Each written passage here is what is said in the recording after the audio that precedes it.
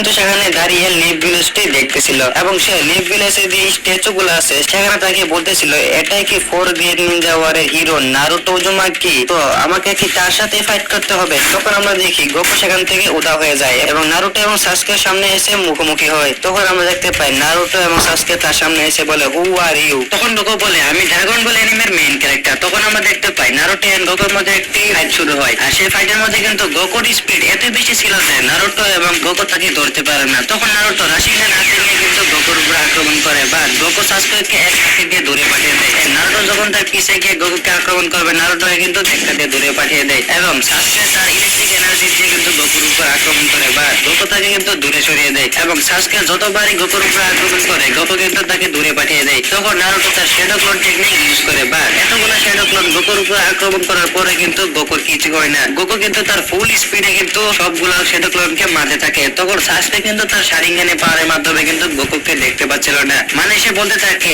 এত স্পিড কিভাবে সম্ভব, একটা তার কাছে তো লাইট এনার্জির মতন পাওয়ার রয়েছে। তখন আমরা দেখতে পাই গোকু কিন্তু নারুটোর প্রত্যেকটা শ্যাডো ক্লোনকে কিন্তু ধরে ধরে পিটাচ্ছে এবং নারুটো আর সাসকে মিলে কিন্তু গোকুকে একটা টাচ করতে পারছে না। মানে গোকুর স্পিডের কাছে কিন্তু নারুটো এবং সাসকে কিছুই না। নারুটো কিন্তু রাশিঙ্গান বানিয়ে কিন্তু গোকুর উপর আক্রমণ করে বা গোকু কিন্তু বেঁচে যায় এবং সাসকে কিন্তু তার সোয়ার্ডের মধ্যে কিন্তু ইলেকট্রিক এনার্জি ভরে কিন্তু তাও গোকু কিন্তু সেখান থেকে বেঁচে যায়। তখন আমরা দেখতে পাই নারুটো এবং সাসকে কিন্তু বেহাল অবস্থা। তখন গোকু তার উপর এসে বলে কি হলো নারুটো সাসকে। তখন আমরা দেখতে পাই নারুটো কিন্তু তার নরমাল ফর্মে চলে আসে। তখন কিন্তু আমরা দেখতে পাই গোকু কিন্তু নারুটো এবং সাসকেকে নিয়ে ট্রোল করছে, বলছে তোমরা ফোর গ্রেট নিনজা ওয়ারের হিরো বা তোমরা আমার সাথে পারছো না। তখন সাসকে তার আমাতেরাসু গোকুর উপর নিক্ষেপ করে বা গোকু তাকে কিন্তু ডোজ করে দেয়। তখনই সাইড দিয়ে কিন্তু একটি জুটসুর আওয়াজ হয়। আপনারা এই আওয়াজটা শুনে বলুন এটি কার জুটসু।